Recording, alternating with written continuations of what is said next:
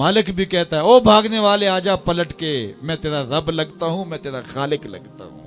आजा पलट के। अल्लाजी खालका का फसव्वा का फ़अदलक फ़ी अय्यि सूरत मा शाअ रक्कबक। तुझे सूरत दी, तुझे चमकती आंखें दी, तुझे रोशन चेहरा दिया, तुझे बोलने वाली जुबान दी, तुझे सुनने वाले कान दिए, तुझे क्या कुछ नहीं दिया और उसी का दर छोड़ के भाग रहा है। आजा शैतान के हत्थे चढ़ गया, शैतान तुझे जहन्नम के गड़े में फेंकेगा जाके। आजा पलट के, मैं तेरे लिए जन्नत बना के रखी है। जन्नत में बाग हैं, वहां दूध की नहरें हैं, शराबे मुसफ़ा की नहरें हैं, वहां तेरे लिए बड़ा कुछ है। लेकिन तुझे बताऊं वहां मोहम्मद अरबी के डेरे भी होंगे। आजा जन्नत में, आजा पलट के मेरी रहमतों के साए में आजा। साहिबो बहुत वक्त गुजार चुके, थोड़ा वक्त बाकी है। आइए उसके हुजूर सच्ची तौबा करके उसकी तरफ रुजू करें। जाना तो है ही, आज बंदगी का सर झुकाने के लिए मस्जिद का रुख नहीं करेंगे, उसके हुजूर नहीं जाएंगे तो कल लोग उठा के लेके आएंगे। वो वक्त भी आने वाला है जब तेरी आंखें होले से बंद कर दी जाएंगी और जब चिट्टे लिबास में तुझे लपेट दिया जाएगा, नाक में रुई ठोंस दी जाएगी। वो लम्हे होंगे जब गस्साल तुझे चाहे इधर पलट दे चाहे उधर पलट दे, तू ये कह भी नहीं सकेगा कि मुझे यूं क्यों पलट रहे हो। वो लम्हे आने वाले हैं, वो घड़ियां आने वाले, कबल इससे कि वो वक्त आए कोई हुज्जत बाकी ना रहे। आज मेरे पास भी वक्त है, आज आपके पास भी वक्त है। आज का पछतावा कल की बेहतरी की जमानत बन सकता है। कल का पछतावा सवाए हसरत बढ़ाने की और कुछ नहीं हो सकता। हम समझते हैं इस दुनिया से हमने जाना ही नहीं, बैठ ही रहना है हमने। हमारी मंसूबा बंदियों में मौत कहीं रखी नहीं हुई। ये प्लाजा बनाना है, ये मार्केट खरीदनी है, कितनी जायदादें और जमीनें लेनी है, ये रास्ते में घात लगाए साहिब कहीं मौत भी खड़ी है। जब तू जाएगा तो सब कुछ यहीं पड़ा रह जाएगा। वो जो तूने घर बनाया उसमें तुझे एक रात भी नहीं रखेंगे। वो तुझे अपने हाथ से गुस्ल देने के लिए भी आमादा नहीं होंगे। डर लगता है उन्हें अब तेरे से, लिबास भी फाड़ के उतारेंगे। जांदी वारी डरौना बनियो ते हाथ ना लांदे डर दे, जिन्ना लई तू पाप कमाए अज किथे नहीं तेरे कर दे। वो कहां चले गए? कबल इससे कि वो वक्त आए, वो बंदा मान जाए, फिर हाथ काटे। कयामत के दिन बंदा कहेगा मालिक एक दफा भेज, सजदे से सारी नहीं उठाऊंगा, सदका करूंगा, ये करूंगा, वो करूंगा।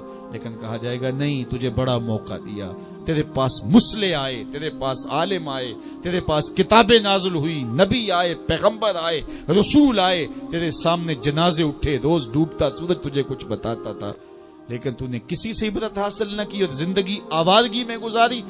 आज तेरे लिए कुछ नहीं है और तुझे पलट के नहीं जाना बल्कि अपने आमाल की सजा काटनी है।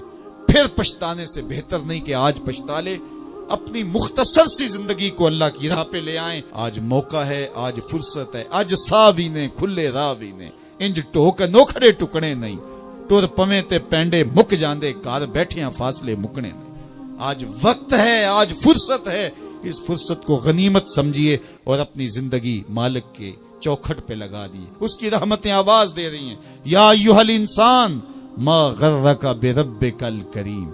ओ भागे हुए इंसान, आजा पलट के, तेरा रब बड़ा ही करीम है। आजा आजा, तूने फिर भी तो आना ही है। फिर जो मुंह छुपा के आता फिरेगा, खुले मुंह आजा। फिर लोग जो उठा के ले आएंगे, अपने कदमों से चल के आजा। उसकी रहमतें तेरे ऊपर बरसना चाहती, आजा पलट के। गुनाहों से बचने का अक्सीर नुस्खा है ये यकीन कि मेरा रब मुझे देखा। ये यकीन जब रूह में जम जाए, ख्यालों में उतर जाए, एतकाद का पुख्ता हिस्सा बन जाए, फिर बंद कोठड़ी में भी जुर्म नहीं हो सकता कि मेरा मालिक तो मुझे देख रहा है। आप देखते नहीं कि जब सातों दरवाजे बंद करके बुत के ऊपर मोटा कपड़ा डाल के जुलेखा बोली है तलक, यूसुफ अब तो आ जाओ ना, अब तो कोई नहीं देख रहा। काला माज़ल्ला, तो जनाबे यूसुफ ने कहा मैं अल्लाह की पनाह में आता हूं। अल्लाह अकबर, तू दरवाजे बंद करके लोगों की नजरों से छुप गई है और बेनूर आंखें रखने वाले इस पत्थर के बुत से भी हया करती है और उस पर भी पर्दा डाल लिया है। जब तू इस झूठे खुदा से हया करती है, मैं सच्चे खुदा से हया क्यों ना करूं, जो सातवीं कोठड़ी में भी देखता है। इतनी रोशनियां बरसी कि गुनाह का तस्वर भी महाल हो जाए। तो ये यकीन कि मेरा अल्लाह मुझे देख रहा है, ये इंसान की जिंदगी में नज्म पैदा करता है। आने वाला मौसम माह सियाम रमजानुल मुबारक, ये हमारी जिंदगी के अंदर ये नूर दाखिल करता है कि मेरा अल्लाह देख रहा है। कड़कती धूप, बरसती गर्मी, जुबान कांटा, होंठ खुश्क, गला खुश्क, دروازہ مکفل، ٹھنڈا پانی دستیاب، لیکن ایک گھونٹ بھی حلق سے نیچے نہیں اتارتے کہ میرا اللہ دیکھ رہا ہے۔ وضو کرتے بھی احتیاط کرتے ہیں کہ میرا اللہ مجھے دیکھ رہا ہے۔ کرتے ہیں کہ نہیں کرتے؟ یہ نور ملتا ہے کہ نہیں ملتا؟ اس کو پھر جذب کر لینا چاہیے تاکہ یہ زندگی میں چھا جائے، کیونکہ جو رمضان میں دیکھتا ہے وہ غیر رمضان میں بھی دیکھتا ہے۔ اور پھر پانی نہیں پیتے کہ اللہ دیکھ رہا ہے، کھانا نہیں کھاتے اللہ دیکھ رہا ہے، لیکن جب آنکھ بھٹکتی ہے تو اس وقت اللہ نہیں دیکھتا، جب خیال بہکتا ہے تو اس وقت اللہ نہیں دیکھتا۔ رشوت میز کے اوپر سے لے رہے ہوں یا نیچے سے لے رہے ہوں تب نہیں اللہ دیکھ رہا ہوتا، اللہ صرف کھانے اور پینے کو دیکھ رہا ہوتا ہے۔ یہ جو ایک نور آیا ہے اس کو جذب کر لیں، پوری زندگی میں پھیلا لیں۔ تو اسی لیے رمضان تقوی بانٹتا ہے، روزہ تقوی بانٹتا ہے، زندگی میں نور اور روشنیاں بھر دیتا ہے۔ اللہ تعالیٰ نے 3 طرح کی مخلوقیں پیدا فرمائی ہیں۔ ایک مخلوق ایسی جس کو عقل و شعور کی دولت عطا کی گئی لیکن شہوات نہیں دی گئی۔ دوسری مخلوق جس کو شہوات دی گئی لیکن چراغ عقل و شعور سے بہرہ نہیں کیا گیا۔ تیسری مخلوق ایسی ہے جس کو عقل بھی دی گئی ہے اور شہوات کی آزمائش میں بھی جکڑا گیا ہے۔ جس مخلوق کو عقل و شعور عطا کیے گئے، شہوات نہیں دی گئی، وہ فرشتے ہیں۔ جس مخلوق کو شہوات دی گئی اور عقل و شعور کی دولت سے مالا مال نہیں کیا گیا، وہ چوپائے ہیں، بہائم ہیں، حشرات الارض ہیں، پرندے ہیں۔ اور جس مخلوق کو عقل و شعور کی دولت بھی دی گئی اور شہوات کی آزمائش میں بھی ڈالا گیا، وہ حضرت انسان ہے۔ عقل و شعور کا چراغ بھی دیا گیا اور اس کو آزمائش کی بھٹی میں بھی ڈال دیا گیا۔ اس کی فطرت میں نور بھی رکھ دیا گیا اور برائی کی طرف رجحان بھی اس کی فطرت کے اندر موجود ہے۔ اگر یہ نیکی کرتا ہے تو اپنے رب کا فرمان بردار بندہ بنتا ہے اور اللہ اس پہ راضی ہوتا ہے، اور اگر گناہ کرتا ہے تو گناہ اللہ کے قہر و غضب کا سبب ہے۔ چونکہ اس کی فطرت کے اندر گناہ کرنا بھی ہے تو پھر کیسے ممکن ہے کہ اس سے گناہ سرزد نہ ہو؟ تو اگر کوئی گناہ کر بیٹھتا ہے اس کو ایک خوبصورت راستہ دیا گیا کہ اس نے جو بھی کیا ہے ہو گیا اس سے، اب اپنے دستے دعا کو اٹھائے اور اپنے مالک کے حضور حاضر ہو جائے، عرض کرے مالک نادانی اور جہالت کی وجہ سے مجھ سے یہ گناہ سرزد ہو گیا، میں تیری بارگاہ میں حاضر ہوں۔ اللہ تعالیٰ پھر یہ نہیں دیکھتا کہ اس کے گناہ کتنے ہیں، یہ دیکھتا ہے کہ یہ آیا ہے میری چوکھٹ پہ، اور اللہ تعالیٰ اس کے پچھلے سارے گناہوں کو معاف فرما دیتا ہے۔ جو صغیرہ گناہ ہیں وہ تو ساتھ ساتھ مٹتے رہتے ہیں۔ ہم نماز پڑھتے ہیں، وضو کرتے ہیں، نیک اعمال کرتے ہیں تو صغیرہ گناہ مٹ جاتے ہیں۔ بلکہ ایک روایت میں آتا ہے جب کوئی شخص گناہ کرتا ہے تو فرشتہ اس گناہ کو لکھتا ہے، حتیٰ کہ 5 گناہ وہ کر لیتا ہے تو فرشتہ 5 گناہ لکھ لیتا ہے، پھر وہ نیکی کرتا ہے تو جو نیکی والا فرشتہ ہے وہ گناہ لکھنے والے فرشتے کو کہتا ہے آؤ سودا کر لیں۔ وہ کہتا ہے کیا سودا؟ تو وہ کہتا ہے کہ جب کوئی ایک نیکی کرے تو 10 نیکیاں میں نے لکھنی ہیں، میں 10 نہیں لکھتا 5 لکھتا ہوں، تو 5 گناہ مٹا دے۔ تو وہ برائیاں لکھنے والا فرشتہ 5 گناہ مٹا دیتا ہے اور یہ 5 نیکیاں لکھ دیتا ہے، اور اللہ تعالیٰ مومن کا معاملہ یوں ہی صاف فرماتا رہتا ہے۔ کتنی کرم نوازی ہے اپنے بندے پہ اس کی، اگر اس کے در پہ آئے اپنی جھولی پھیلائے، اس کے گناہ جتنے مرضی زیادہ ہوں، جس طرح کہ ایک شخص حضور کی خدمت میں حاضر ہوا تو اس نے کہا میں بہت بڑا گناہ گار ہوں، تو حضور فرمایا تیرے گناہ سمندر کی جھاگ سے بھی زیادہ ہے؟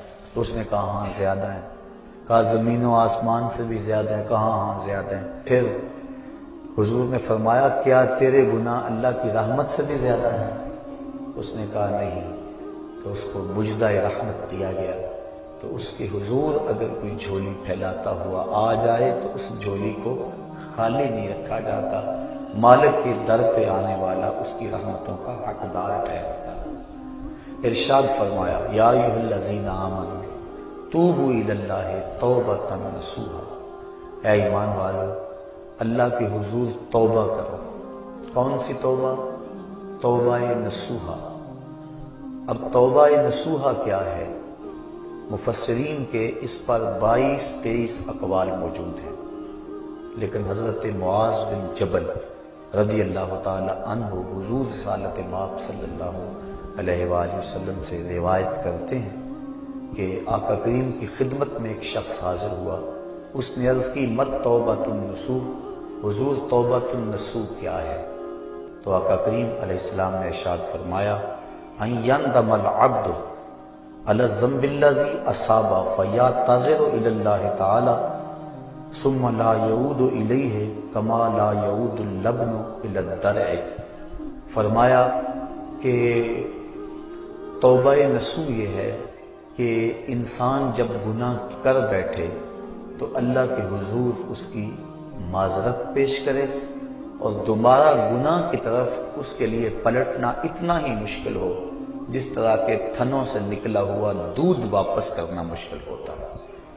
تو اگر کسی شخص کی یہ کیفیت ہو جائے تو وہ توبۃ النصوح کے مقام پہ فائز المرام ہے۔ حضرت علی المرتضیٰ رضی اللہ تعالی عنہ تشریف فرما تھے کہ ایک اعرابی آیا، اس نے استغفار طلب کرتے ہوئے کہا اللہم انی استغفرک و اتوب الیک، اے اللہ میں تیری بارگاہ میں استغفار طلب کرتا ہوں اور تجھ سے رجوع کرتا ہوں۔ حضرت علی المرتضیٰ رضی اللہ تعالی عنہ نے فرمایا جھوٹوں والی توبہ نہ کرو۔ عرض کی کہ یہ جھوٹوں والی توبہ ہے؟ فرمایا ہاں، زبان سے استغفار پڑھنا لیکن استغفار دل میں نہ اترے۔ ایک حدیث شریف کے الفاظ ہیں التائب من الذنب کمن لا ذنب لہ والمستغفر من الذنب وہو مقیم علیہ کالمستہزئ بربہ۔ گناہ سے توبہ کرنے والا ایسا ہے جس طرح اس نے گناہ کیا ہوا ہی نہیں، اور استغفار کرنے والا اور گناہ کے اوپر وہ جمع ہوا ہے لیکن گناہ نہیں چھوڑتا اور استغفار کیے جا رہا ہے، فرمایا وہ ایسا ہے جس طرح اپنے رب سے مذاق کر رہا ہے۔ تو توبہ کی حقیقت تو یہ ہے کہ انسان عزم مصمم کرے کہ دوبارہ میں یہ گناہ نہیں کروں گا۔ جس طرح تھنوں میں دودھ کو واپس کرنا مشکل ہوتا ہے، اس طرح اس کا گناہ کی طرف لوٹنا مشکل ہو۔ تو حضرت علی المرتضیٰ رضی اللہ تعالیٰ عنہ نے فرمایا کہ سچوں والی توبہ کر، جھوٹوں والی توبہ نہ کر۔ اس نے عرض کی حضور آپ بتائیں سچوں والی توبہ کیا ہے؟ تو حضرت علی المرتضیٰ رضی اللہ تعالیٰ عنہ نے فرمایا سچوں کی توبہ کی 6 شرائط ہیں۔ پہلی شرط یہ ہے کہ گناہ پر ندامت اختیار کی جائے، جو سابق گناہ کیے ہیں اس پہ شرمندگی ہو، اور ایک روایت میں آتا ہے حقیقت التوبۃ الندم، توبہ کی حقیقت شرمندگی ہی ہے۔ جب بندہ شرمندہ ہو جائے تو یہ توبہ کا روپ ہے اور یہ توبہ کا انداز ہے۔ تو کہا پہلی چیز سابقہ گناہوں سے توبہ کر۔ دوسری بات جو فرائض رہ گئے ہیں ان کی قضا کر۔ توبہ کرنے سے پچھلی نمازیں اور جو فرائض اور روزے رہ گئے ہیں وہ معاف نہیں ہو جاتے، بلکہ توبہ تو اس بات کی ہے کہ جو وقت پہ میں نہیں پڑھ سکا اے اللہ وہ مجھے معاف کر دے، آئندہ میں وعدہ کرتا ہوں کہ جو میرے ذمے قرض ہے میں اس کو ادا کروں گا، اور نمازیں روزے اور دیگر جو تیرے حقوق ہیں میں ان کو ادا کروں گا۔ تو فرائض جو رہ گئے ہیں ان کی قضا کریں۔ تیسری شرط کسی کا قرض دینا ہو تو اس کو ادا کریں۔ چوتھی شرط کسی کے ساتھ جھگڑا کیا ہوا ہو تو اس سے معذرت کرے۔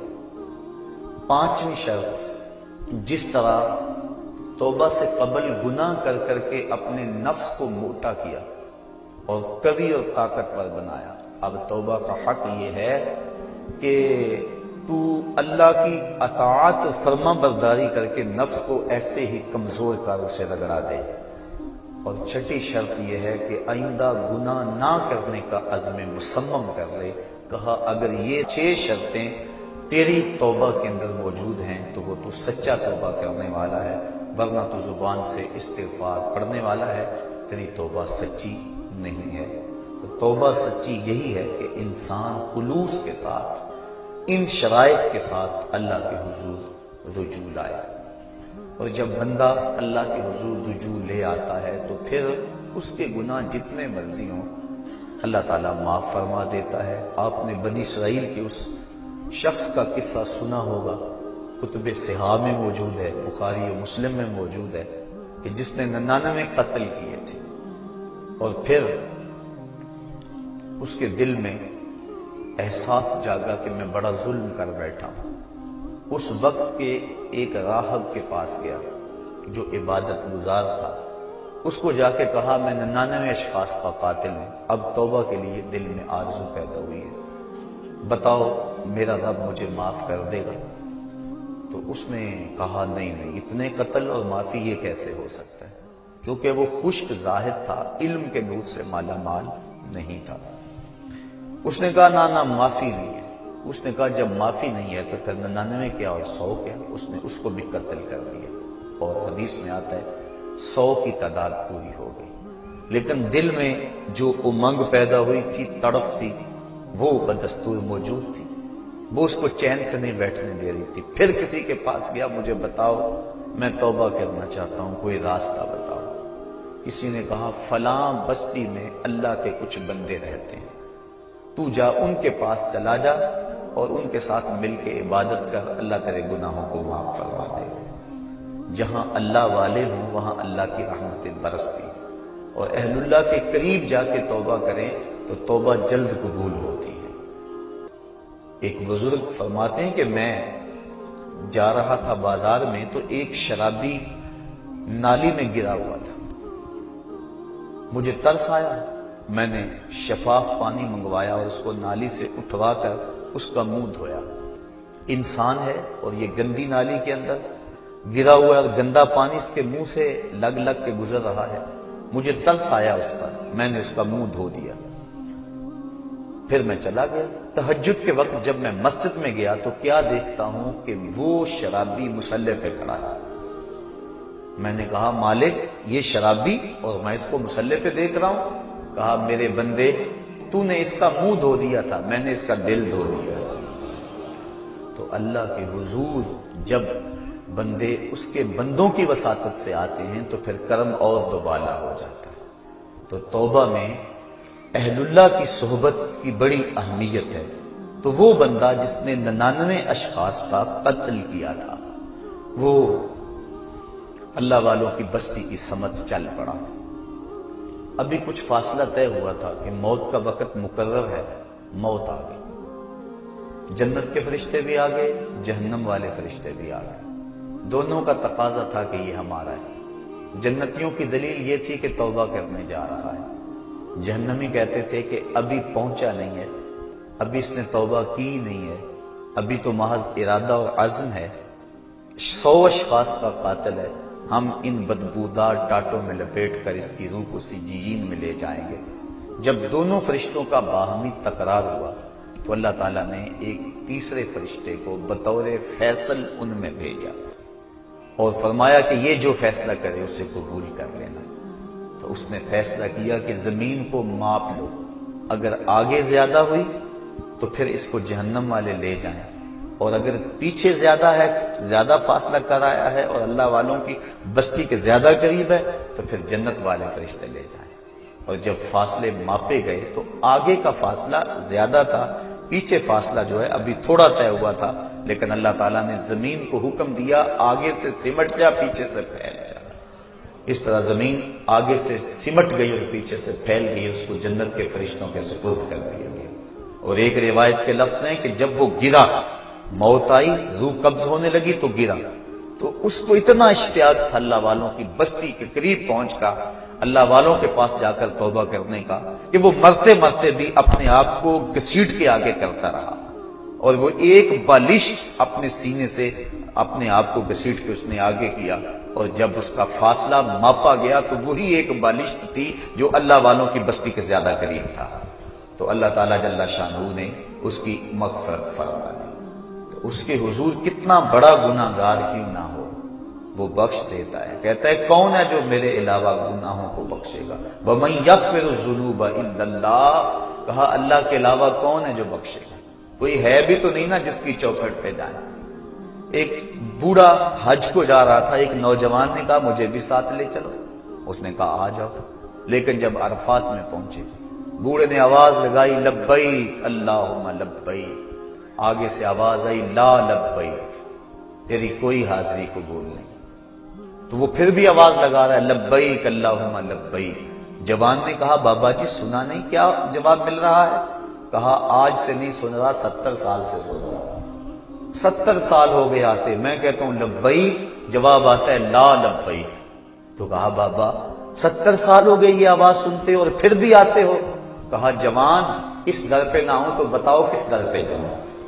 اگر نہ آؤں گا تو کہاں جاؤں گا؟ اور تو کوئی چوکھٹ ہے ہی نہیں، یہی تو در ہے۔ تو جب اس بوڑھے نے یہ بات کہی اللہ کی رحمت کو جوش آیا، کہا تیری پچھلی 70 حاضریاں بھی قبول اور آج کی حاضری بھی قبول۔ تو جو بندہ اس کے حضور حاضر ہوتا ہے اللہ رحمتوں سے اس کو ڈھانپ لیتا ہے۔ کہا کون ہے جو اس کے علاوہ گناہوں کو بخشے گا؟ جب بندہ اللہ کے حضور اپنی معذرت لے کر آتا ہے، حدیث شریف میں آتا ہے اللہ تعالیٰ ارشاد فرماتا ہے میرے بندے کو یقین ہے کہ میرے علاوہ اس کی کوئی اور مغفرت کرنے والا نہیں۔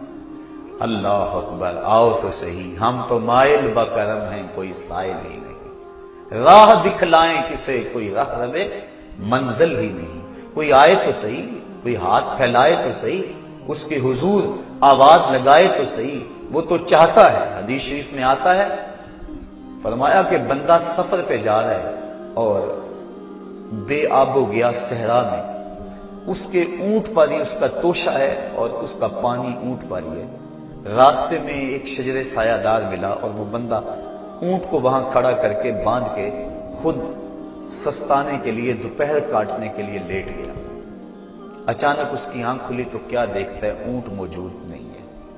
صحراؤں میں اگر اونٹ گم گیا اور تو کہیں پانی ملے گا نہیں تو سیدھی سادھی موت ہے۔ وہ دائیں بائیں ڈھونڈتا ہے، تلاش کرتا ہے، لیکن اونٹ نظر نہیں آتا۔ وہ دوبارہ اس کے تنے سے ٹیک لگا کے بیٹھ جاتا ہے موت کے انتظار میں کہ اسی اثنا میں اس کی آنکھ لگ جاتی ہے۔ پھر آنکھ کھلتی ہے تو کیا دیکھتا ہے کہ اونٹ ماں ساز و سامان کے سامنے کھڑا ہے۔ پھر بتائیے وہ بندہ کتنا خوش ہوتا ہے اور خوشی میں کہتا ہے اللہم انتا عبدی وانا ربک، اے اللہ میں تیرا رب اور تو میرا بندہ۔ کہنا تو اس کو یہ چاہیے تھا کہ اے اللہ میں تیرا بندہ اور تو میرا رب، لیکن اس کو خوشی اتنی ہوئی، وہ کیا کسی نے کہا تھا کہ کسی کے آنے سے ایسے ہوش اڑے ساقی کے، شراب سیخ پہ ڈالی اور بوتل میں کباب، الٹ گیا نا، خوشی اتنی ہو گئی۔ ہم اتنے خوش ہوئے کہ پریشان نظر آئے، تو ایسی حالت بھی ہو جاتی ہے بعض اوقات۔ تو اس نے اس قدر خوشی اور مسرت کے عالم کے اندر کہا اللہم انت عبدی، اے اللہ تو میرا بندہ، وانا ربک، اور میں تیرا رب۔ یہ اس کی خوشی کا اندازہ شدت فرحت ہے جس کو حضور نے بیان فرمایا۔ فرمایا صحابہ بتاؤ اس کو کتنی خوشی ہوئی؟ عرض کی حضور بڑی خوشی ہوئی۔ فرمایا جب کوئی بندہ توبہ کے لیے اللہ کے در پہ لوٹ آتا ہے اللہ اس سے بھی زیادہ خوش ہوتا ہے۔ اور ایک حدیث میں فرمایا کہ کوئی بندہ پیاس میں مر رہا ہو، اچانک وہ پانی کے گھاٹ کو دیکھ لے تو پانی پر پہنچ کر گھاٹ کو دیکھ کر اسے کتنی خوشی ہوتی ہے۔ جب کوئی بندہ توبہ کے لیے اس کے در پہ آتا ہے اس سے بھی زیادہ خوش ہوتا ہے۔ تو وہ کہتا ہے آؤ میرے در پہ، میری رحمت کے دروازے کھلے ہوئے ہیں۔ بندہ دھکے سے جہنم میں چھلانگے لگاتا پھرتا ہے، لیکن وہ کہتا ہے نہیں نہیں، آؤ ایک مرتبہ تم بخشش مانگ لو، میں تمہارے سارے گناہوں کو معاف کر دوں گا۔ اللہ اکبر، اللہ اکبر۔ اب جو گناہ سے توبہ ہے اس کے بھی کئی درجے ہیں۔ کچھ لوگ تو ایسے ہوتے ہیں کہ جب ان کا راز فاش ہو جاتا ہے تو شرمندے ہو کے توبہ کرتے ہیں۔ بجلی چوری کرتا پکڑا گیا، اب کہتا ہے یا اللہ میری توبہ، یہ توبہ نہیں ہے، یہ اپنی شرمندگی پر ایک اظہار ہے بس، یہ توبہ نہیں ہے۔ اور حضرت ذوالنون مصری فرماتے ہیں کہ کچھ لوگ آخرت میں گناہ کی جو سزا ہے اس سے بچنے کے لیے توبہ کرتے ہیں، یہ توبہ بھی محمود ہے، لیکن فرمایا جو خواص ہیں وہ اللہ سے حیا کی وجہ سے توبہ کرتے ہیں۔ اور ایک روایت میں آتا ہے کہ حضور تشریف فرما تھے، ایک حبشی آیا، اس نے عرض کی حضور میں بڑے گناہ کرتا رہا ہوں، کیا میرا اللہ مجھے معاف کر دے گا؟ فرمایا ہاں توبہ کرو اللہ معاف کر دے گا۔ وہ چلا گیا، تھوڑی دیر کے بعد پھر آ گیا اور پھر عرض کرنے لگا حضور جو میں گناہ کرتا رہا ہوں کیا میرا اللہ اسے دیکھتا تھا؟ فرمایا ہاں اللہ دیکھتا تھا، اس نے چیخ ماری اور مر گیا۔ تو حیا کی وجہ سے انسان توبہ کرے، یہ توبہ کا ایک اعلیٰ مرتبہ اور اعلیٰ مقام ہے۔ جب انسان گناہ کرتا ہے تو حدیث شریف میں آتا ہے کہ 4 گواہیاں پیدا ہو جاتی ہیں۔ جب کوئی بھی گناہ کرتا ہے تو 4 اس کے گواہ بن جاتے ہیں۔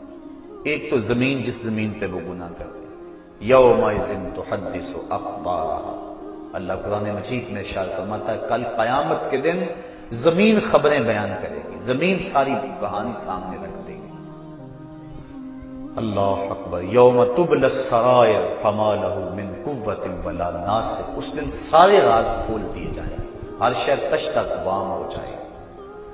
ایک تو زمین گواہ بن جاتی ہے، دوسرا وہ فرشتے جو لکھنے والے کرامن کاتبین یعلمون ما تفعل، جو تم کرتے ہو معزز فرشتے اس کو لکھ لیتے ہیں، ان کی بھی گواہی بن جاتی ہے۔ تیسرا وَإِذَا الصُّحُفُ نُشِرَتْ، وہ صحیفے جن کے اوپر اعمال لکھے جاتے ہیں وہ ہمارے گناہوں کے گواہ بن جاتے ہیں۔ اور چوتھا اللہ اکبر، اعضائے بدنی، الیوم نختم علی افواہہم وتکلمنا ایدیہم، کہا اس دن منہ پر مہریں لگا دی جائیں گی، ہاتھ بولیں گے، انسان کے اعضائے بدنی بولیں گے۔ تو یہ چوتھے گواہ انسان کے اپنے بدن کے اعضاء۔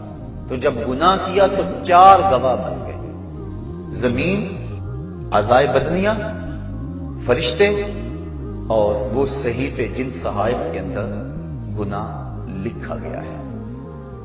لیکن جب بندہ توبہ کرتا ہے، حدیث میں آتا ہے اذا تاب العبد انسى الله الحفظة ذنوبه وانسى ذلك جوارحه ومعالمه من الارض حتى يلقى الله وليس عليه شاهد من الله بذنب۔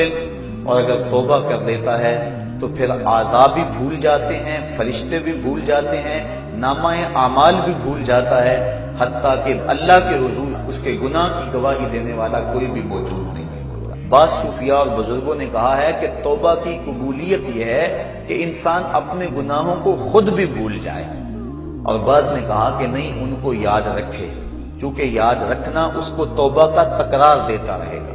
ایک بزرگ سے کسی نے پوچھا کہ گناہ کیا ہے اور توبہ کیا ہے؟ وہ کہنے لگے ایک گناہ کیا تھا، 70 سال ہو گئے اس کی توبہ کر رہا۔ جب جوان جوانی میں توبہ کرتا ہے تو حدیث شریف میں آتا ہے کہ ان اللہ یحب الشاب التائب، اللہ تعالیٰ جو جوان جوانی میں توبہ کرتا ہے اس کو بہت زیادہ پسند فرماتا ہے۔ اور ایک روایت کے لفظ ہیں کہ جوانی میں توبہ کرنے والے سے بڑھ کر اللہ کا محبوب کوئی نہیں، اور بڑھاپے میں گناہوں پر اصرار کرنے والے سے بڑھ کر اللہ تعالیٰ کا مبغوث کوئی نہیں ہے۔ سب سے زیادہ ناراض اللہ اس بندے پہ ہوتا ہے جو بڑھاپے کے باوجود بھی گناہ نہیں چھوڑتا، اور سب سے زیادہ اللہ تعالیٰ خوش اس بندے پہ ہوتا ہے جو جوانی کے اندر توبہ کرتا ہے۔ اور ایک روایت میں آتا ہے جب جوان توبہ کرتا ہے تو اللہ کا عرش خوشی سے جھوم اٹھتا ہے۔ اور ایک روایت کے لفظ ہیں وَشَابٌ نَشَأَ فِي عِبَادَةِ اللَّهِ، وہ جوان جس کی جوانی اللہ کی عبادت میں گزرے۔ فرمایا کل قیامت کے دن جب کوئی سایہ نہیں ہوگا، اللہ اس شخص کو اپنے عرش کا ٹھنڈا سایہ نصیب فرمائے گا۔ آؤ اس کے در پہ آؤ، توبہ کا دروازہ کھلا ہوا ہے۔ حضور نے ارشاد فرمایا جتنی دیر تک سورج مغرب سے طلوع نہیں ہوتا توبہ کا دروازہ کھلا رہے گا۔ اللہ کے حضور گڑ گڑاؤ، اپنے گناہوں کی معافی مانگو۔ 2 قطرے ایسے ہیں جو رائے گاہ نہیں جاتے اور اللہ کے بڑے محبوب ہیں۔ ایک وہ قطرہ جو خوف خدا سے آنکھوں سے ٹپکتا ہے، اور حدیث میں آتا ہے گناہ گار کی آنکھ کا پانی اللہ کے غصے کی آگ کو ٹھنڈا کر دیتا ہے، اور دوسرا وہ قطرہ جو اللہ کے راستے کے اندر بہتا ہے، خون کا وہ قطرہ اللہ کو بہت زیادہ محبوب ہے۔ تو وہ آنکھ جو اللہ کے خوف میں روتی ہے، جس کو اللہ کے خوف نے رلا دیا، لا خیر فی عین لا تبکی من خشیت اللہ، اس آنکھ میں کوئی بھلائی نہیں ہے جو اللہ کے خوف میں روتی نہیں۔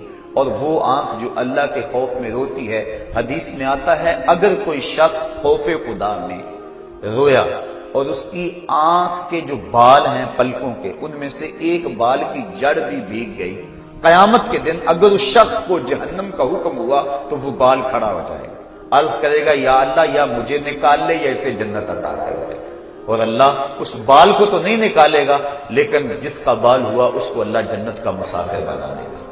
اور ایک حدیث میں آتا ہے جس شخص کی آنکھوں سے خوف خدا کی وجہ سے مکھی کے سر کے برابر پانی نکل آیا، اللہ اس کو قیامت کے دن بخش دے گا، اس کی مغفرت فرما دے گا۔ تو اس کی یاد میں رو کر توبہ کرنا، اپنے گناہوں پر ندامت ہو اور پھر آنکھوں سے آنسو چھلک پڑے، تو اللہ کو وہ بندہ بڑا ہی پسند آتا ہے۔ رونے والی آنکھ کو اللہ بہت زیادہ پسند کرتا ہے۔ میرے بزرگ فرمایا کرتے ہیں کہ ایک بزرگ تھے پرانے دور میں، ان کی طبیعت کے اندر سخا کوٹ کوٹ کے بھری تھی، اور آدھا فقر خدمت خلق اور سخاوت ہے۔ جس کی طبیعت کے اندر سخا نہیں ہے، جس کی طبیعت کے اندر جو ہے وہ وسعت نہیں ہے، وہ فقیر نہیں ہو سکتا۔ تو وہ جو بھی مہمان آتے ان کو لٹاتے، ان کو کھانا کھلاتے، حتیٰ کہ قرض اٹھا کر ان کو کھلا دیتے۔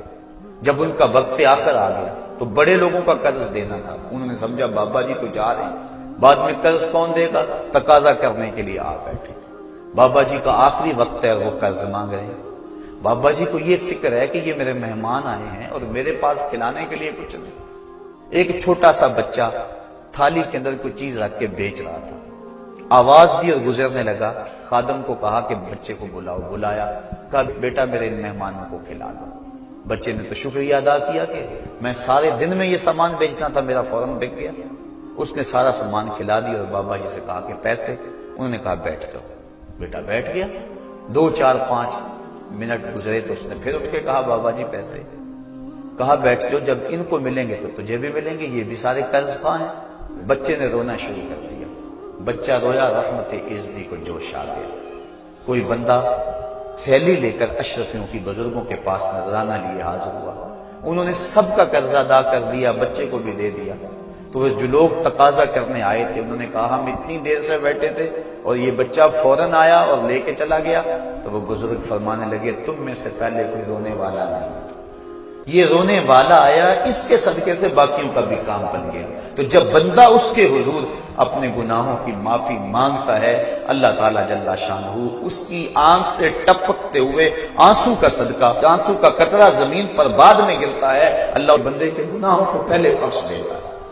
حضرت حسن بصری رضی اللہ تعالیٰ عنہ فرماتے ہیں اپنی توبہ کا واقعہ، فرماتے ہیں کہ میں امیر کبیر شخص تھا اور بصرہ کے بازاروں کے اندر دکھی پریشان لوگوں کی مدد کے لیے بھی نکلتا تھا۔ ایک دن میں بازار میں جا رہا تھا کہ ایک خاتون مجھ کو نظر آئی، اتنی خوبصورت جیسے چاند کا ٹکڑا ہو۔ میں نے مسلسل اس کی طرف دیکھنا شروع کر دیا۔ اس نے کہا اما تستحی، تجھے حیا نہیں آتی، مجھے دیکھے جا رہے؟ کہتے میں نے کہا ممن، کس سے حیا کر؟ تو اس عورت نے کہا فمن یعلم خائنۃ الاعین وما تخفی الصدور، اس سے حیا کرو جو دلوں کے بھید جانتا ہے، جو آنکھوں کی خیانت کو جانتا ہے، اس سے حیا کرو۔ کہتے ہیں یہ بات تو بہت بڑی تھی، لیکن اس کا حسن ایسا تھا کہ مجھے اس کے باوجود اس کی طرف رغبت رہی اور میں مسلسل اس کو دیکھتا رہا۔ اس نے پھر مجھے کہا کہ کیا معاملہ ہے کہ تم میری طرف دیکھنا چھوڑتے نہیں ہو، کون سی چیز پسند آئی؟ تو کہتے ہیں میں نے اس کو کہا کہ تیری جھیل سی آنکھوں میں ڈوبنا چاہتا ہوں اور یہ میرے لیے ایک باعث کشش ہے۔ اس نے کہا تم رکو، شاید تمہارا مطلوب پورا ہو جائے۔ میں وہاں رکا اور وہ اپنے گھر چلی گئی۔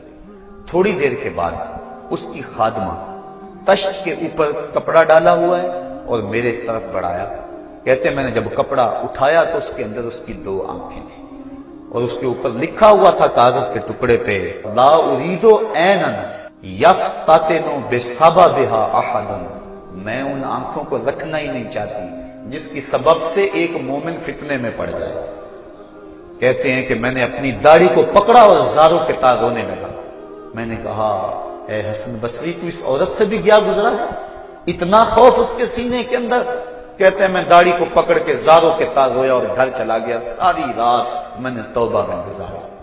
جب صبح کا سفیدہ طلوع ہوا میرے دل میں خیال آیا جس نے اپنی آنکھیں مار دی اس سے بھی تو معذرت کر رہا ہوں، اللہ سے تو معافی مانگی۔ کہتے ہیں کہ میں صبح اٹھا اور جب اس عورت کے گھر کے دروازے کے قریب پہنچا تو اس کا جنازہ نکل رہا تھا۔ میں پھر بڑا پریشان ہوا، واپس آیا، سارا دن مشکل میں گزارا۔ رات جب میں سویا تو وہ عورت مجھے خواب میں ملی۔ میں نے کہا کہ مجھے کوئی وصیت کرو، تو اس نے کہا اذا خلوتا فاذکر اللہ، میں تجھے وصیت یہ کرتی ہوں جب تم تنہائی میں ہوا کرو تو اللہ کو یاد کیا کرو۔ وَإِذَا أَصْبَحْتَ وَأَمْسَيْتَ فَاسْتَغْفِرِ اللَّهَ وَتُبْ إِلَيْهِ، اور جب تم صبح کرو یا شام کرو تم استغفار پڑھا کرو اور اللہ سے توبہ کیا کرو۔ حضرت حسن بصری فرماتے ہیں کہ اس عورت کا یہ عمل مجھے توبہ کے راستے پہ ڈال لیا، پھر وہ حسن بصری زمانے کے امام اور مقتدا بنے۔ تو انسان جب عبرت حاصل کرنے پہ آتا ہے تو ایسے اسباب اس کے لیے مہیا ہو جاتے ہیں۔ توبہ کرنے میں دیر نہیں کرنی چاہیے۔ بعض بات بندہ سوچتا ہے کہ ابھی میرے بڑے کام پڑے ہوئے ہیں، جب میں بوڑھا ہوں گا میں ریٹائرمنٹ لے لوں، میں بچوں کی شادیاں کر لوں، بس پھر فراغت ہو جائے گی، بچے کاروبار سنبھال لیں گے، پھر میں ہوں گا، مسجد ہوگی۔ یہ ایسا بندہ کہہ رہا ہے جس کی ملک ایک سانس بھی نہیں ہے، جو ایک سانس کا بھی مختار نہیں ہے، اور ایسے بات کر رہا ہے جس طرح سب کچھ اس کے قبضے میں ہو۔ تو توبہ کے اندر تاخیر نہیں کرنی چاہیے۔ بنی اسرائیل کے اس شخص کا واقعہ آپ کو پہلے بھی شاید میں نے کسی مجلس کے اندر عرض کیا تھا کہ جس کو طول عمل نے برباد کر دیا، اس کی نیکیوں کی وجہ سے اس کو خبر پہنچی کہ اس کی عمر 1000 سال ہے، تو اس نے کہا جب میری عمر اتنی لمبی ہے تو پھر میں عبادت کی بھٹی کے اندر کیوں جلتا رہوں؟ میں 900 سال گناہ کر لیتا ہوں اور 100 سال قبل توبہ کر لوں گا اور گناہوں کی معافی چاہ لوں گا۔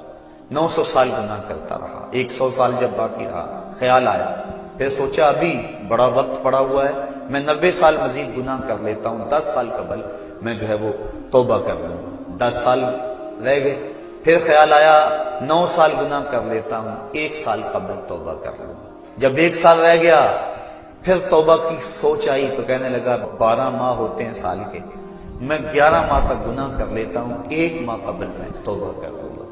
پھر 1 ماہ بھی گزرا، ہفتے تک بات پہنچی، حتیٰ کہ 1 دن رہ گیا، اور پھر وہ کہتا تھا بھی فلاں فلاں گناہ میرا رہتا ہے وہ میں کر لوں۔ ایسی لت پڑ گئی تھی گناہوں کہ بنی اسرائیل کا وہ شخص کہ جو اس انتظار میں تھا کہ بس یہ گناہ کر لوں اور یہ گناہ کر لوں پھر توبہ کر لوں گا، اچانک موت آئی اور موت نے اس کو دبوچ لیا اور وہ توبہ کے بغیر مر گیا۔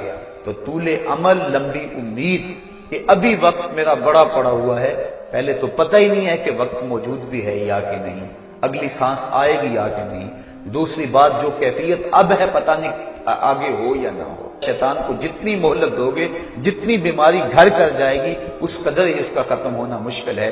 اس لیے جب گناہ کرے تو فوراً توبہ کر لے، گناہ مٹ جاتا ہے۔ اور اگر انسان کہتا ہے کہ نہیں یہ کر لوں پھر توبہ کروں گا، تو توبہ کو مؤخر کرنا انسان کو گناہ پر دلیر بنا دیتا ہے۔ اور ایک حدیث میں آتا ہے جب انسان گناہ کرتا ہے تو اس کے دل پر ایک سیاہ نقطہ پڑتا ہے، اگر وہ توبہ کر لے تو وہ مٹ جاتا ہے، دل شفاف ہو جاتا ہے۔ لیکن اگر وہ توبہ نہ کرے پھر دوبارہ گناہ کرے تو دل پر ایک اور سیاہ نقطہ پڑ جاتا ہے، پھر وہ گناہ کرتا رہتا ہے اور دل کے اوپر سیاہی پھیلتی رہتی ہے، حتیٰ کہ ایک دن آتا ہے کہ پورا دل اس سیاہی کی لپیٹ میں آ جاتا ہے، اور جب پورا دل سیاہ ہو جائے پھر گناہ کر کے بھی اس کو ندامت اور شرمندگی نہیں ہوتی۔ مومن تو جب گناہ کر بیٹھتا ہے تو محسوس کرتا ہے جس طرح پہاڑ کے نیچے آ گیا، ابھی گر جائے گا اور مجھے کچل دے گا۔ اور منافق یہ سمجھتا ہے گناہ کرنے کے بعد کہ بدن پہ مکھی بیٹھی تھی، ہلکے سے اشارے سے میں نے اس کو اڑا دیا، وہ مکھی کے بیٹھنے جیسی کیفیت کا احساس کرتا ہے منافق۔ تو تو جب دل سیاہ ہو جائے تو بندہ گناہ پہ گناہ کرتا ہے، زندگی گناہوں سے بچھڑی ہوئی گزرتی ہے، لیکن توفیق توبہ نہیں ملتی۔ صاحبو، زندگی بیت رہی ہے، ایک ایک لمحہ کٹ رہا ہے، ہم لمحہ لمحہ موت کے قریب ہو رہے ہیں، ہم سمجھتے ہیں ہم بڑے ہو رہے ہیں، لیکن نہیں، ہم چھوٹے ہو رہے ہیں۔ جب گنتی الٹی شروع ہو جائے، کام جلدی زیرو تک پہنچ جاتا ہے، سانسوں کی الٹی گنتی شروع ہے اور ہم لمحہ لمحہ موت کے قریب ہو رہے ہیں۔ رمضان کا موسم ہے، جمعۃ المبارک کا یوم سعید ہے، سہانی گھڑیاں ہیں، امٹتی ہوئی رحمتوں کی برسات ہے۔ فرمایا حدیث میں کہ ایک ساتھ جمعۃ المبارک میں ایسی ہوتی ہے جس میں جو دعا مانگو اللہ اسے قبول فرما لیتا ہے۔ اور حضرت عبداللہ ابن مسعود رضی اللہ تعالی عنہ فرماتے ہیں کہ جس نے وضو کیا اور اچھا وضو کیا اور اس کے بعد 2 رکعت نوافل ادا کیے اور اس کے بعد دعا استغفر اللہ العظیم الذی لا الہ الا هو الحی القیوم واتوب الیہ، کہتے جس نے اس دعا کو پھر پڑھ لیا، اگر اس کے گناہ ہیں وہ سمندر کی جھاگ کے برابر بھی ہو، اللہ سارے معاف فرما۔ مالک تو گناہوں کو معاف کرنے والا ہے، ہم ہی جہنم میں چھلانگے لگا رہے ہیں، لیکن وہ تو کہتا ہے آج میری رحمت کے دروازے کھلے ہوئے ہیں، اسیاں سے کبھی ہم نے کنارہ نہ کیا، تو نے بھی مگر دل آزردہ ہمارا نہ کیا، ہم نے تو جہنم کی بہت تدبیر کی، تیری رحمت نے لے کر گوارا نہ کیا۔ اس کی رحمتیں بندے کو آوازیں دے رہی ہیں، یا ایھا الانسان ما غرک بربک الکریم، اے انسان تجھے کریم رب کے دروازے سے کس نے ہٹا دیا؟ الذی خلقک فسواک فعدلک فی ای صورت ما شاء رکبک، جس نے تجھے پیدا کیا، جس نے تجھے تخلیق کیا، تجھے حسن اور جوانی دی، تیرے اعضاء کو توازن اور اعتدال دیا۔ ذرا دیکھ تو صحیح، ماضی کو جھانک کر کے تو دیکھ، تیرے ہاتھ تھے پکڑنے کا سلیقہ نہیں تھا، تیری ٹانگیں تھی چلنے کا طریقہ نہیں تھا، تیری زبان تھی بولنے کا اسلوب تجھے نہیں آتا تھا، تو دودھ بھی مانگنا ہوتا تو روتا تھا۔ ہم نے تیری ماں کے سینے میں تیرے لیے پیار ڈال دیا، اگر ماں کے سینے میں پیار نہ ڈالتے بتا تو بچہ تیری گندگی سے اکھڑ جاتا تھا، ماں صاف کرتی تھی، اگر ماں کے سینے میں یہ پیار نہ ہوتا تجھے کیڑے پڑ جاتے۔ آج تیری چھاتی میں زور ہے، آج ہاتھیوں کو تو بٹھا لیتا ہے، آج شیروں کو تو نچا لیتا ہے، زمانہ تیرا باج گزار ہے، آج تو منسٹر ہے، آج تو مولوی ہے، آج تو مفتی ہے، آج تیرے نام کی دہائی ہے، آج تو عہدہ قضا پہ فائز المرام ہے، آج تو عہدہ صدارت پہ فائز المرام ہے، آج تو ناظم ہے، آج دولت کی ریل پیل تیرے گھر میں ہے، آج تیری فوجیں تیرے پشت پہ ہیں، آج کوئی تجھے پوچھنے والا نہیں، لیکن ذرا پلٹ کے دیکھ کہ ماضی میں تو تھا کیا۔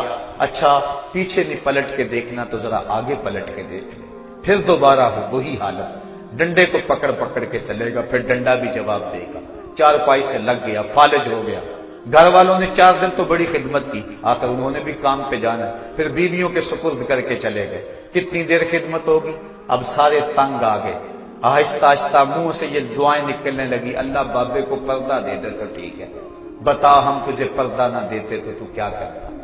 ہم نے زندگی دی، یہ بھی ہمارا احسان، اب تو اس حالت میں ہے کہ تیرا دھڑ مارا گیا، چارپائی پہ لگ گیا، بولو براز اوپر، مصیبت بن گئی، گھر والے بھی تنگ، تجھے اندر سے نکال کر برآمدے میں رکھ دیا کہ بابا کھانستا ہے، بچے ڈسٹرب ہوتے ہیں، جراثیم پھیلتے ہیں، اب تجھے باہر رکھ دیا گیا، تو اپنے آپ سے تنگ آ گیا، ڈاکٹر کو کہتا ہے لگا زہر کا ٹیکہ، ڈاکٹر زہر کا ٹیکہ بھی لگائے، بتا تجھے موت نہ آئے تو کیا کرے؟ ہم نے تجھے زندگی دی، یہ بھی ہمارا احسان، فَأَمَاتَهُ، ہم نے تجھے موت عطا کی، یہ بھی ہمارا احسان، فَأَكْبَرَهُ، اگلی کہانی بھی سن، کتا بھی تو مرا تھا، گھسیٹ کے روڑی پہ نہیں ڈال دیا، بکری بھی تو مری تھی، گھسیٹ کے روڑی پہ نہیں ڈال دیا، اگر تجھے بھی پکڑ کے روڑی پہ ڈال دیا جاتا تو کیا کر سکتا تھا؟ لیکن ہم نے کہا نہیں، یہ میرا شاہکار ہے، اس کو غسل دو، بیری کے پتے بھی ڈال لو، صفائی ستھرائی خوب ہو جائے، چٹے لباس کا کفن دو، سند پہ خوشبو ملو، اب سارے تجھے دیکھنے آ رہے ہیں تو دولہا بنا، تیرا منہ دیکھنے سارے آ رہے ہیں، ساری بستی امڈی آ رہی ہے تجھے دیکھنے کے لیے، پھر تیری چارپائی اٹھی، 4 بندوں نے اٹھایا، کندھا بدل بدل کے چلتے ہیں، ہر ایک کی خواہش ہے کہ میں کندھا دے دوں، پھر میں نے کہا تیز نہ چلنا، میرے شاہکار کو کہیں جھٹکا نہ لگے، پھر تیرا اعزاز اور تیرا پروٹوکول کہ امام کعبہ بھی ہو تو وہ پیچھے اور تجھے آگے رکھا گیا. انسان ذرا غور تو کر، تو کس چیز پہ نازا ہے اور بھول گیا اس رب کو. آجا، اس کی رحمت کی باہیں کھلی گئی، وہ بلا رہا ہے تجھ کو، آجا پلٹ کے آجا. آنا تو تو نے ہے ہی، کل جو کفن میں منہ چھپا چھپا کے آتا پھرے گا، آج کھلے منہ آجا. اس کی رحمتیں آواز دے رہی ہیں، یا ایھا الانسان ما غرک بربک الکریم. صاحبو، جوانی کی توبہ بہت بڑی دولت ہے. جو جوان ہے وہ جوانی کے ایک ایک لمحے کو غنیمت سمجھیں. وہ جوان جس کی جوانی اللہ کی عبادت میں گزری، حضور فرماتے ہیں کل قیامت میں جب کوئی سایہ نہیں ہوگا، اللہ اسے اپنے عرش کا ٹھنڈا سایہ نصیب فرمائے گا. اور بڑھاپے کے اندر بھی توبہ بڑی دولت ہے. وہ جوانی کی فضیلت زیادہ ہے، لیکن بڑھاپے کے اندر بھی توبہ نصیب ہو جائے تو یہ بھی بہت بڑا اعزاز ہے. ورنہ ہوتا یہ ہے کہ قبر میں ٹانگیں ہوتی ہیں اور گناہ پہ گناہ کیا جا رہا ہے. وہ کیا کہا تھا میاں محمد بخش عارف کھڑی رومی کشمیر نے کہ ہڈیاں کمبن گوڈے کھڑکن تے اڑ گیا لک تیرا، اجے بھی بدیوں باز نہ آیا جیو مرد دلیرا. اے انسان کدھر بھٹک رہا ہے، مالک تجھے آوازیں دے رہا ہے. کبھی بھاگے ہوئے کو بھی یوں آوازیں دی جاتی، کبھی در چھوڑ کے بھاگنے والے کو بھی یوں بلایا جاتا ہے. لیکن کہتا ہے توبوا الی اللہ، آ جاؤ، میری رحمت کے دروازے کھلے ہوئے ہیں. ابھی مغرب سے سورج طلوع نہیں ہوا. میرے بندے، جب تو توبہ کا ہاتھ پھیلائے گا میں تیرے گناہ جو ہیں وہ فرشتوں کے خیالوں سے بھی مٹا دوں گا، نامہ اعمال سے بھی مٹا دوں گا. جو زمین گواہ بنی ہے وہ بھی گواہی دینا بھول جائے گی، تیرے اعضاء بھی بھول جائیں گے، گناہ تجھے بھی یاد نہیں رہیں گے اور ان چار گواہوں کو یاد نہیں رہیں گے. کل قیامت کے دن جب رب کے حضور ملے گا تو کوئی گواہ تیرے گناہوں کا موجود نہیں ہوگا. آ تو صحیح، جھولی پھیلا تو صحیح، ہم تو مائل بکرم ہیں کوئی سائل ہی نہیں. ہم تو مائل بکرم ہیں کوئی سائل ہی نہیں. راہ دکھلائیں کسے کوئی رہ رہے منزل ہی نہیں. آؤ، توبہ کا دروازہ کھلا ہے، اس کی رحمتوں کا دروازہ واہ ہے، اس کی کرم نوازیاں تمہیں آواز دے رہی ہیں. جھجک آتی ہے اس کے در پہ آتے ہوئے، چلو میرے نبی کا وسیلہ لے کر آ جاؤ. وَلَوْ أَنَّهُمْ إِذْ ظَلَمُوا أَنفُسَهُمْ جَاءُوكَ، اگر تم گناہ کر بیٹھے ہو، اپنی جانوں پہ ظلم کر بیٹھے ہو، آؤ تمہیں توبہ کا ایک اور راستہ دکھاؤں، آسان راستہ، کہ تم میرے نبی کی چوکھٹ پہ آؤ اور یہاں آ کے معافی مانگو. پھر میرا نبی تمہارے لیے ہاتھ اٹھا دے. تم تو معافی مانگنے آئے تھے، لَوَجَدُ اللَّهَ تَوَّابًا رَحِيمًا، توبہ تو ملنی ہی ملنی ہے. نبی کو ساتھ لے آئے ہو، میں رحمت بھی فرما دوں گا، اضافی رحمت اپنی جانب سے فرماؤں گا. آؤ تو صحیح میری چوکھٹ پہ. اللہ کے محبوب کی چوکھٹ پہ صحابہ آیا کرتے تھے اور محبوب کے جب ہاتھ اٹھتے تو پھر دعائیں قبول ہوتی، توبہ کے دروازے کھل جاتے اور اللہ کی رحمتیں برستی. ابو لبابہ کی توبہ کا واقعہ کتب حدیث کے اندر موجود ہے اور دیگر صحابہ کی توبہ کے واقعات موجود ہیں. حضور کے انتقال کے بعد حضور کی قبر پہ چلے جاؤ. امام عطابی کہتے ہیں کہ میں حضور کے روضے پہ بیٹھا تھا، ایک دیہاتی آیا اور حضور کے روضے پہ کھڑا ہو کے کہنے لگا، حضور میں گناہوں کی بخشش کے لیے آیا ہوں اور بغیر مغفرت کے تو نہیں جاؤں گا. کہتے ہیں وہ اس قدر فریاد کرتا رہا، روتا رہا کہ مجھے اس کی حالت پہ ترس آ رہا تھا. جب وہ چلا گیا میری آنکھ لگ گئی. آنکھ لگی تو خواب میں حضور کی زیارت نصیب ہوئی اور آقا کریم نے فرمایا، قم یا عتبی، عتبی اٹھو اور اس عرابی کو تلاش کرو اور جب مل جائے تو میری طرف سے جنت کی بشارت ہے. اور صاحب مدارک نے ایک روایت لکھی ہے کہ ایک شخص حضور کے روضے پہ آیا اور حضور کے مبارک روضہ کی مٹی کو، تربت نور کو اپنے سر میں ڈال رہا ہے اور کہتا ہے میں تو گناہوں کی بخشش کے لیے آیا ہوں. یہ حضور کے انتقال سے 3 دن کے بعد کا واقعہ ہے. وہ کہتا ہے میں تو مغفرت کے بغیر جانا ہی نہیں ہے. وہ تو چلا گیا لیکن یہ جم کے بیٹھ گیا، غنی کے در پہ ڈیرے جما دیے، کہا میں تو نہیں جاؤں گا جب تک میری مغفرت نہ ہو. فنودی من القبر انہ قد غفر لک. صاحب مدارک لکھتے ہیں گنبد خضرا سے آواز آئی، جا تیرے گناہوں کو معاف کر دیا گیا. مجرم ہو تو منہ اشکوں سے دھوتے چلے آؤ، آؤ در طباب پہ روتے چلے آؤ. قرآن میں مذکور ہے بخشش کا طریقہ، سرکار کی دہلیز سے ہوتے چلے آؤ.